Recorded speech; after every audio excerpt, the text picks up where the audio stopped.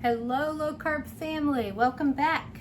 I thought I'd take you along tonight on a video and we'll make a pizza that I found a recipe on ChatGPT for. I'm new to ChatGPT, and this is probably one of the first things I tried on there. And I think I talked about it, maybe showed a picture in a previous video, and I'm going to make it for you tonight. And I just searched easy crispy keto pizza crust, because we all want a good pizza when we're doing keto. So I'm just going to go over briefly the ingredients and the instructions, and then we'll kind of put it together and see how it goes. I had it once, but well, let me rephrase that. I've had this pizza twice, two different ways.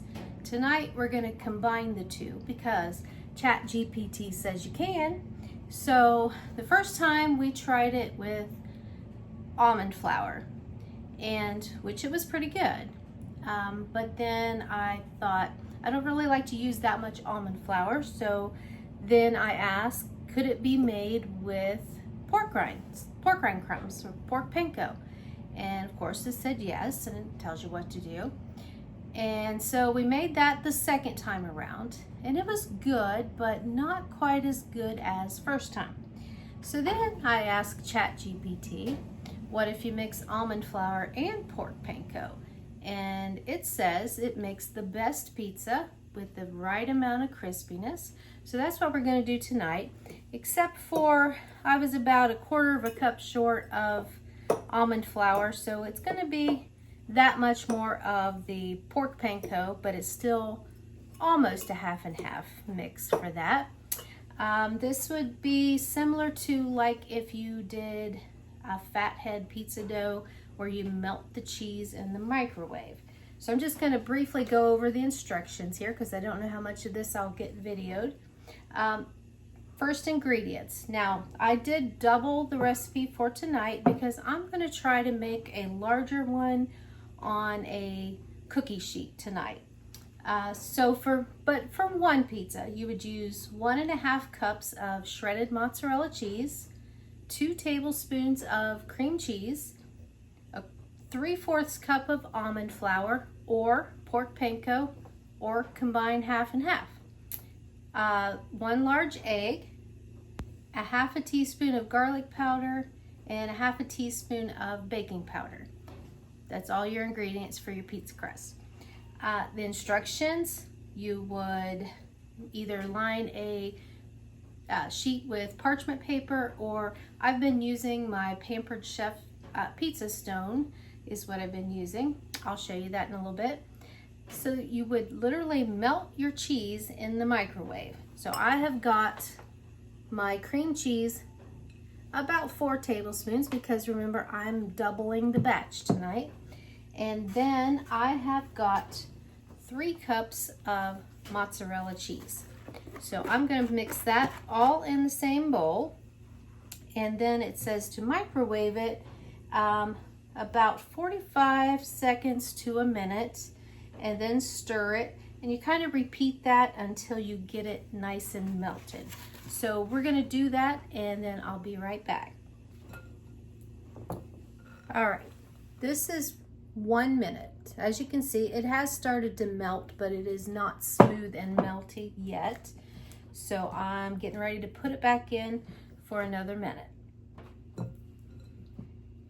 Okay, that's after 2 minutes. It's getting pretty melty. I noticed the cream cheese is taking just a little bit longer than the mozzarella, but I think we're almost there. So I'm only going to put it back in for maybe about another 20 seconds. All right, I think it's pretty good. I'm going to move the camera down now just so you guys can see what it looks like, and we'll mix in the rest of our ingredients. So here it is. It's, as you can see, it's pretty melty and stirrable. Still cheese, so it's got that texture. So then when you get it to this point, you add your dry ingredients. I've got them all mixed together in one bowl here. And then you put 2 eggs.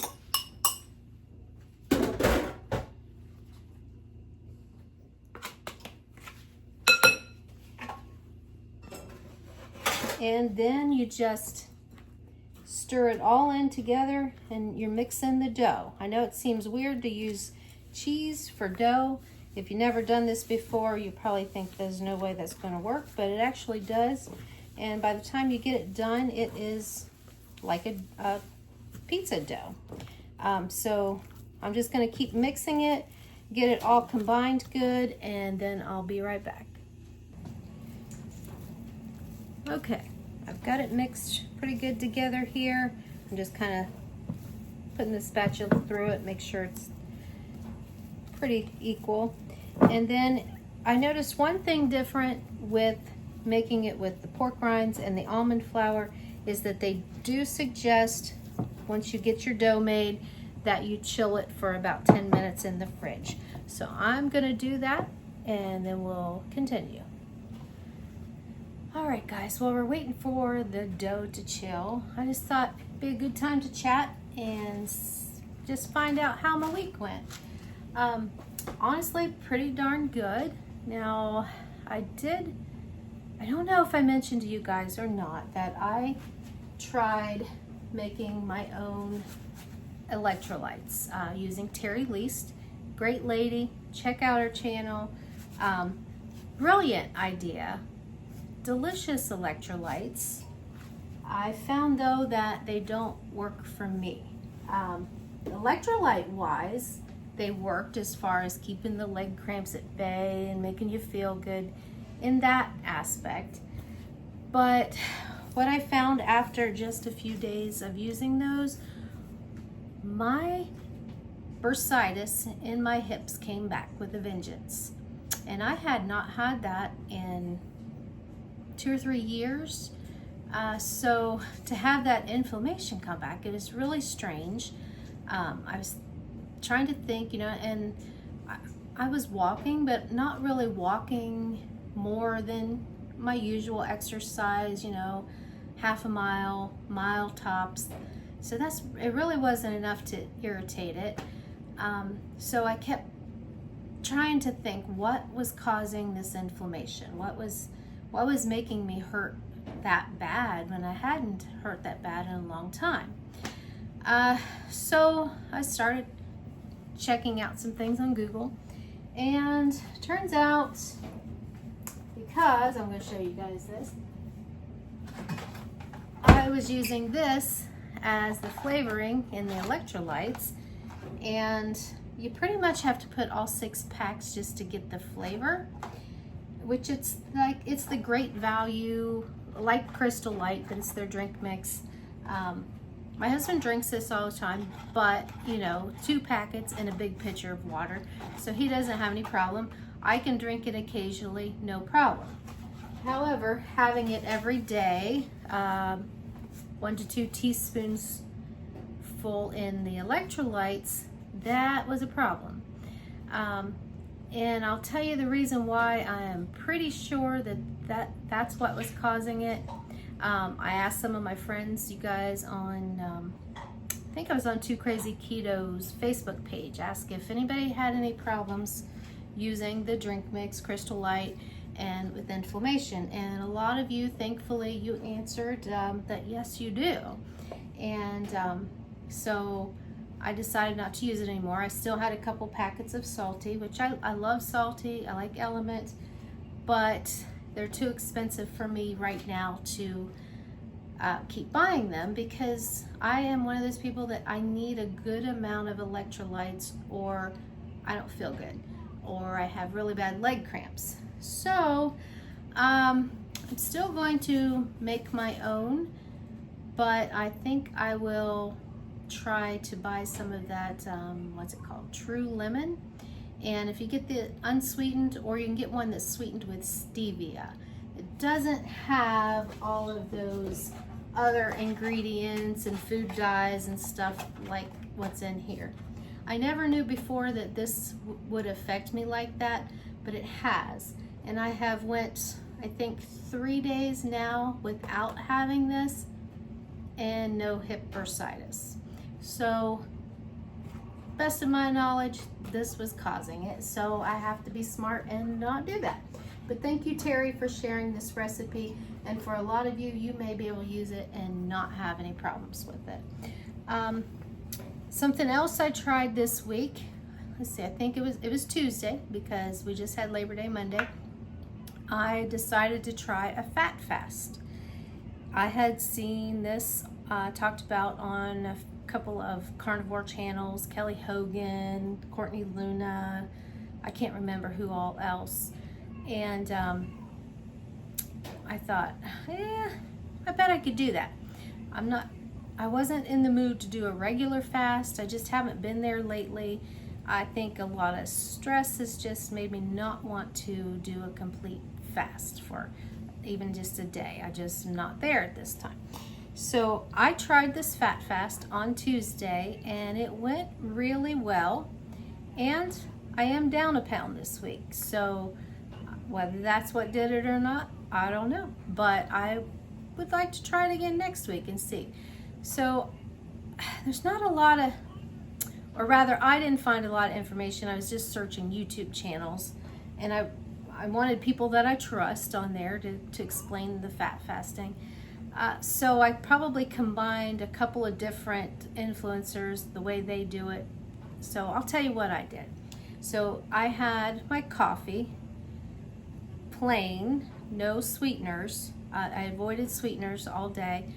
So when I had some extra packets of the unsweetened electrolytes, so I used that. I remembered no sweetened seltzer, so I had the unflavored seltzer. And I had cream. I had a good amount of cream in my coffee. I would say for the whole day, I probably had close to 2 cups of cream, which is not uncommon. And if you check out their videos, you'll see that it's a normal way to do a fat fast. So I had cream in my coffee. I had made some whipped cream bites with just heavy whipping cream and some vanilla. So I used no sweetener, no protein, because you guys know I like to make those with the protein powder. And I use protein powder on the regular because I generally don't eat enough to get the right amount of protein. So, but the whole point of the fat fast is a day without protein, and I do not know the science behind it. I should have looked that up. I've read a little, but I don't remember it right now. But check into it. It gives you the weight loss benefits that would come from regular fast, but you still get to eat. Oh, you can have butter. So I had the butter balls. I had those. I think I took 4 of those to work, and I ate them throughout the day. If you're hungry, you just want to remember to get something fat like butter or cream, and you can have the black coffee with that. And then for dinner, I fixed eggs. Now this, and I don't know, I guess different people do this different. I forget which influencer I saw, but how they did their eggs on a fat fast was I had 4 egg yolks and 1 whole egg. And then I did scrambled eggs with that, of course, cooked in butter. And this person had bacon, so I had 4 pieces of bacon with that as my meal. I don't know if I did this the right way or not. I still got a lot to learn. If you've done a fat fast, if you have any recommendations or advice, let me know in the comments. But it really was not bad at all. You don't feel hungry. What I have heard from like Kelly Hogan is that if you do it too long, you really start craving protein, which I know is weird, but that's what happens. But I only did it the one day and it went pretty well, so I'm going to try that again. So down a pound this week. I don't know if it's the fat fasting. It could have been. I learned not to do electrolytes made with these, at least not for me, because my body apparently doesn't like this, and it caused inflammation, and it caused it pretty bad. Like I said, I hadn't had pain like that in a long time, so I'm already feeling so much better. So that's pretty much my week. I am going to get the pizza dough out in a bit, and we're going to do this part together. When I made them before, I made them on my round pizza stone, just one batch of the dough.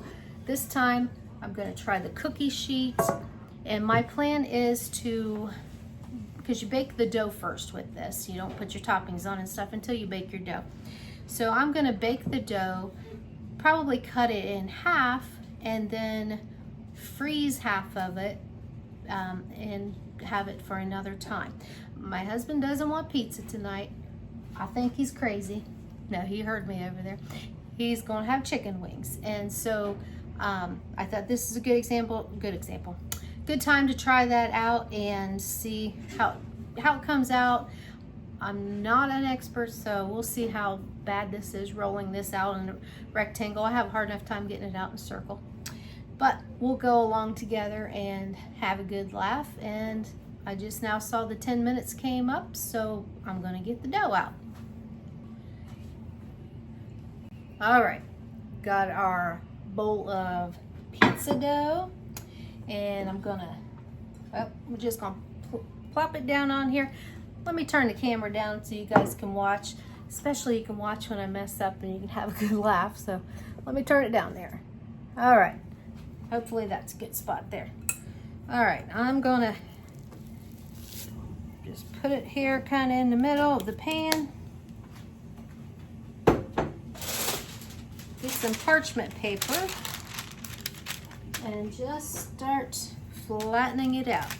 I think, let me go find my paper. It tells you probably about how thick to flatten it out, but it says about 1/4 of an inch or thinner for extra crispiness. But if you're like me, I'm not good at measuring, so we'll see how we come out here. I think the last time I made it too thin. So I guess I'm still practicing on getting that part done. It's rolling out pretty good.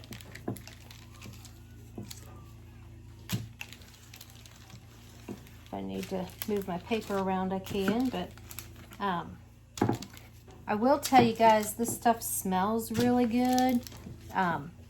Before, when we fixed it, it smells like a pizza shop in your house. It smells that good. I'm trying to get it so I don't thin it out too much in some areas, and I can tell I am there. And I might have to work with it a little. I see it got a little thin over there. I'm trying to get it a little bit bigger size, and it looks like it was heavier down at this end. So I'm going to just do the old, remember the Chef Boyardee pizza kits, and you roll out the dough and you use your hands, swish it around. Oops, I somehow dropped a piece clear over there. Grab that, and I'm just going to try it this way. Yeah, we'll see what works better. Probably better with the rolling pin overall, but there were some areas I wanted to. And I think I'll get an extra piece of parchment paper because it's kind of coming out over the ends, but like I said, we're experimenting together here on making this great big pizza. And I will give you a piece of advice. If you're using the pizza stone, honestly, the first time I used my pizza stone was when I made the first pizza like this. I don't think I ever used one before. The grease rolled off onto the bottom of the oven.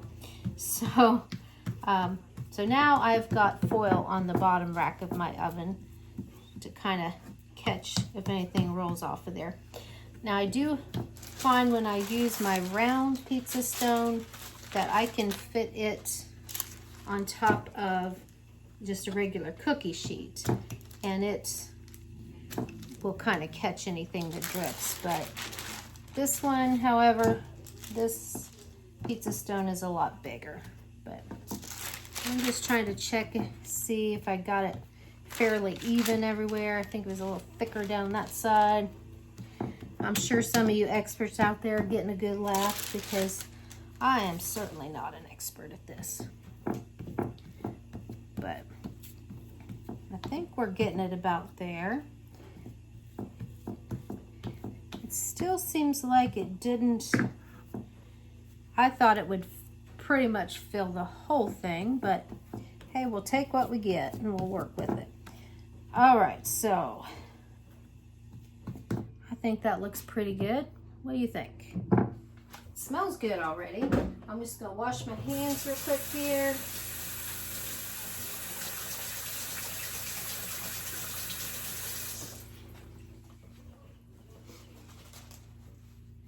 And then it says to bake it for 8 to 10 minutes. I know from the last time it's going to take at least the 10 minutes. Oh, and it did recommend poking small holes in it with a fork because it does kind of want to bubble up. Now, the last time I did it after it baked some, but this time I'm just going to try it beforehand. But there's a chance we might still have to do it afterwards. So we'll just stick them in there.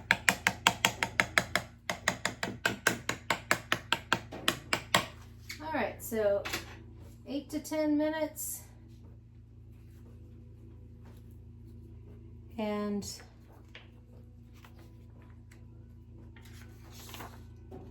okay, I just wanted to make sure I read it right. And then also I did this, it suggested for a crispier crust, once you get this baked, to let it cool. Take it out and let it cool a few minutes, 5 minutes, 10 minutes, whatever. And then see if you can flip it over and bake it. I think it says for just another 2 to 3 minutes. I'd say 3 to 5 minutes on the other side to help kind of crisp it up a little bit, but we'll try that out when we get there. I'll see you guys after we get this first bake done. All right, here it is. I ended up baking it 15 minutes. I don't know if it's just because I didn't get it just thinned out in the middle or just because it's a double batch, but this is 15 minutes and I will let it sit for probably 10 or 15 minutes and cool.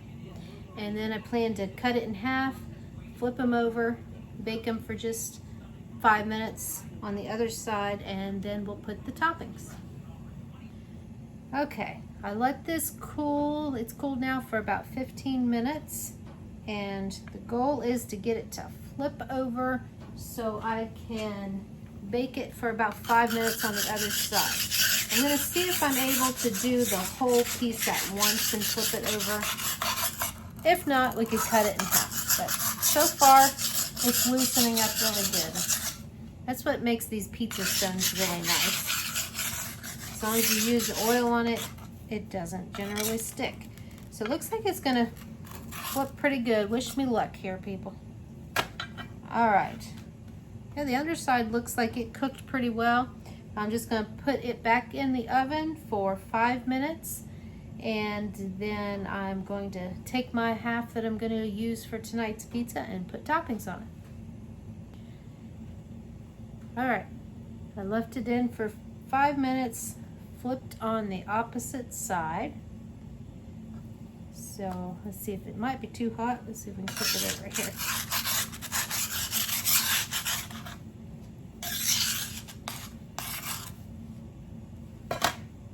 There we go. All right. So if you're making the whole thing, you just put your toppings on, put it back in the oven. But I am going to cut this in half, maybe even a little bit bigger. That way if me and Jim share it the next time, it'll be a little bit bigger pizza. So I'm just gonna cut it and I'm gonna save this bigger section. What I'm gonna do after it cools is put it in a Ziploc bag in the freezer, and then when you're ready for another pizza, pull it out, put your toppings on, and stick it in the oven. So let's go ahead and move this one out of the way here. It's still hot. We'll put on some parchment paper over there for now. Let it cool. So now this is going to be my pizza for the night. So, I forgot the cheese. Most important part here.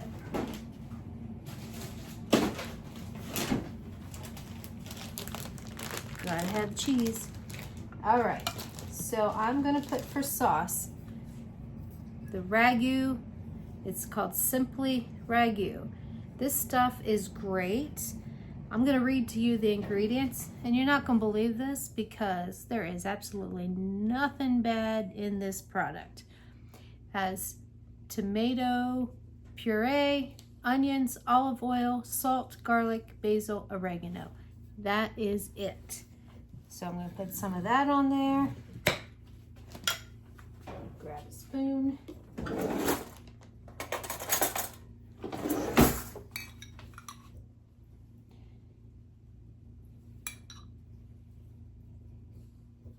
Just kind of spread it around here. I'm not going to put it too thick because I don't want the pizza to be too soggy. All right, and then I've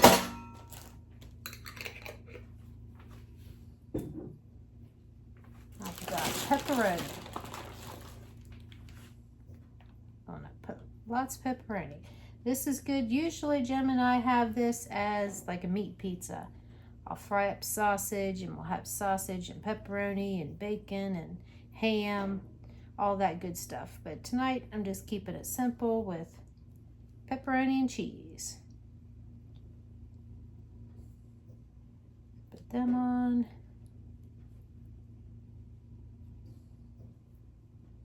Let's do an extra layer. We're keto people. Meat's good, right? All right. Then last, I'm going to top it with some cheese. I know it's got cheese in the crust, but who doesn't like pizza on or cheese on top of their pizza? So I'm gonna do a little bit of that. And just for the fun of it, let's sprinkle a little bit of Italian seasoning on top. Just a light amount. And that's it. It's going to go back in the oven just until everything's all melted, and then the pizza will be done. Okay guys, we're back. The pizza is cooled. I have cut it and got it all on a plate.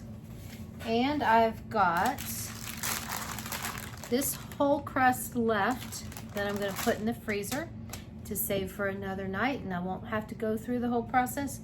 Just get it out of the freezer, put your toppings on, and bake it.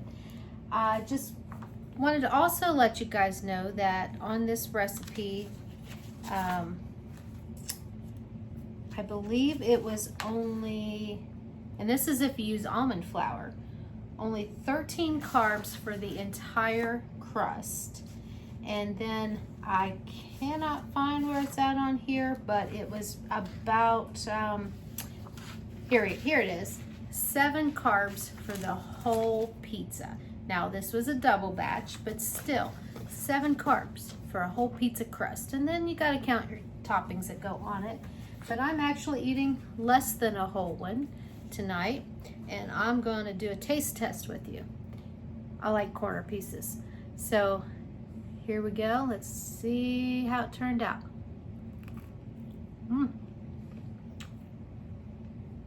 Very good.